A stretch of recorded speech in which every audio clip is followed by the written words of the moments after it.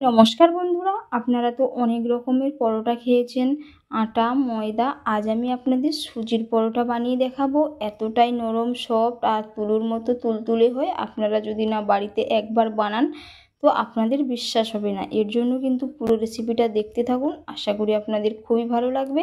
সাথে যদি চ্যানেলে নতুন বন্ধু হয়ে থাকেন অবশ্যই চ্যানেলটি সাবস্ক্রাইব করে নেওয়ারও অনুরোধ থাকলো। এই পরোটাটি বানানোর জন্য সবার প্রথমে আমি একটি বাটির মধ্যে নিয়েছি 1 বাটি সুজি। তো এখানে আমি বাটি মাপ করে নিচ্ছি, আপনারা চাইলে কাপ মাপ করেও নিতে পারেন। তো এবার এটাকে আমি মিক্সির জারের মধ্যে ভরে দিলাম। এর মধ্যে দিয়ে দেবো এই বাটির মাপ করে 1 বাটি জল। এবার আমি দিয়ে দিচ্ছি এর মধ্যে 1 বাটি জল। ঢাকনা লাগিয়ে এটাকে আমি মিক্সিতে মিহি করে পেস্ট করে নেব। এবার আমি একটি মিক্সিং বোলের মধ্যে ঢেলে নিয়েছি। আর কত সুন্দর হয়েছে সুজির পেস্ট। এইদিকে আমি সুজিটা খুব সুন্দর করে মিহি করে পেস্ট করে নিয়েছি। তো তার জন্য আমি একটি মিক্সিং বোল নিয়েছি। মিক্সিং বোলের উপরে আমি একটি স্ট্রেনার বসিয়ে দিয়েছি। এবার এই সুজিটাকে আমি স্ট্রেনারের দ্বারা একটু ছেঁকে নেব।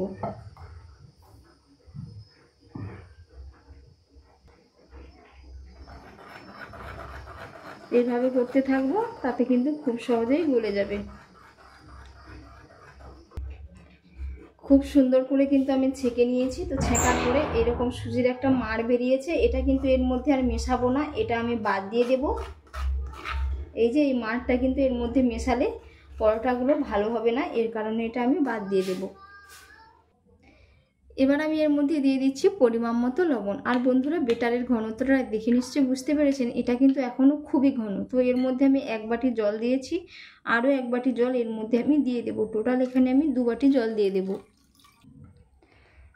লবণ দিয়ে এবার আমি খুব ভালো করে মিশিয়ে নেব। এই যে পাতলা করে কিন্তু আমি বেটারটা রেডি করে নিয়েছি। এবার এটাকে আমি কিছুক্ষণের জন্য রেস্টে রেখে দেব।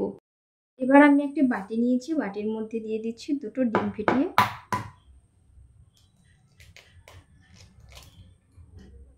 আর একটা দিয়ে দেব।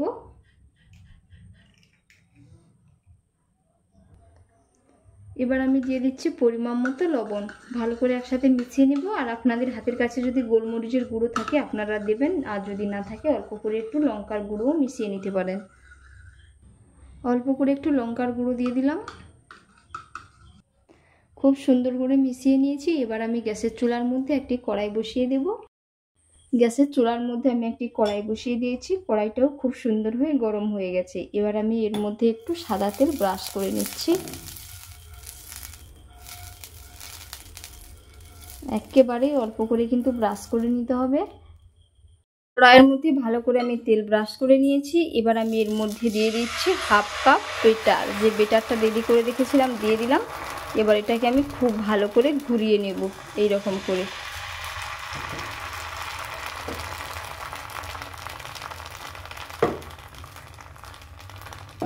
এই যে খুব সুন্দর করে ঘুরিয়ে নিয়েছি। এবার এটা কিছুক্ষণ থাকার পরে খুব সুন্দরভাবে কিন্তু শুকিয়ে যাবে। উপর থেকে খুব সুন্দরভাবে শুকিয়ে গেছে। এবার আমি অল্প করে একটু তেল দিয়ে দিচ্ছি, দিয়ে ভালো করে 4 সাইড লাগিয়ে নেব তেলটা। এরকম করে তেলটা একটু লাগিয়ে নেব।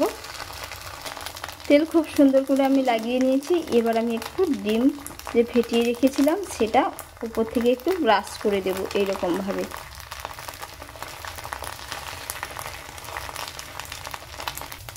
এবার এটাকে আমি উল্টে নেব এক পিঠ। একেবারে আলতো হাতে কিন্তু উল্টে নিতে হবে, না হলে কিন্তু ছিঁড়ে যেতে পারে। তো এবার উপর পিঠটাও ঠিক একই রকমভাবে আমি একটু ডিম ব্রাশ করে নেব।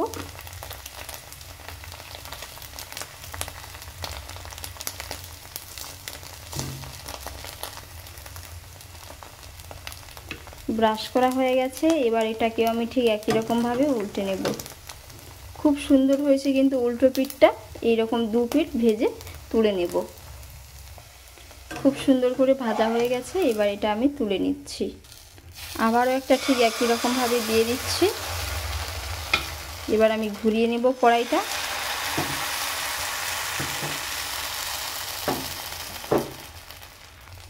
একই রকমভাবে আবারও আমি ঠিক উপর দিয়ে তেলটা লাগিয়ে নিয়েছি। এবার আমি ডিম ব্রাশ করে নেব।